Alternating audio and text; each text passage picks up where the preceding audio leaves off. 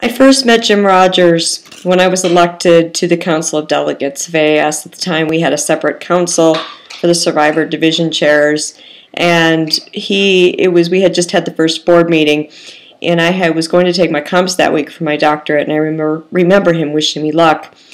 And it was about a year or so later we had a retreat for AAS to look at the direction of where we were going, and he and Pete Gutierrez and I were at dinner one night. We were in Bethesda.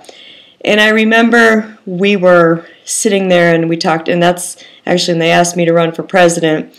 And obviously we didn't know that I would be following Jim, and I did get elected, obviously. But the other thing that came out of that night was that I'm not much of a drinker, but Pete and Jim both are beer connoisseurs. And so the joke became who would drink the other half of my beer, and this was a joke that lasted through our entire friendship. And the hope had been that he'd make a Dawson to drink the other half of my beer, which obviously isn't going to happen. And instead, Pete and I know that we will be setting out somewhere on a table. I'll be drinking a half beer, Pete will be drinking a full beer, and we'll have a beer for Jim. But in that time, Jim also became a really good friend, and we were both navigating various things in life.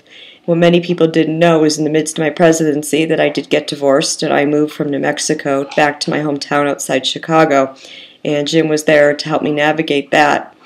But also, one thing that we would do for each other, his birthday's in July, and once he was the first one to get a tablet of the two of us, and one of the things that he would do was actually draw me a bouquet of flowers and sometimes send that to me, and I would draw him, when I got my iPad, I would draw him what I call Jim beer, a bottle of beer, and send that to him. So he really was a good friend who was there for all sorts of parts of my life.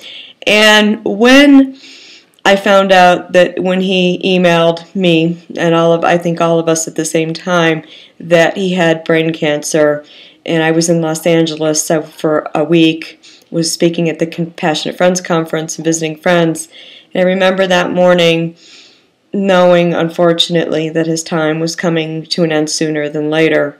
And I went out surfing that day, and it was just a terrible feeling knowing that Jim's life was coming to an end. And here I was in the midst of my presidency. He was the past president, since he was right before me.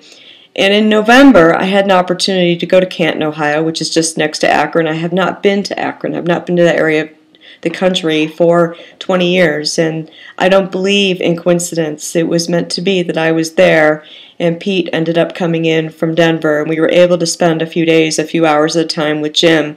I'm very grateful for that time, because although we were hopeful it wouldn't be the last time we would see him, we knew that that was the reality.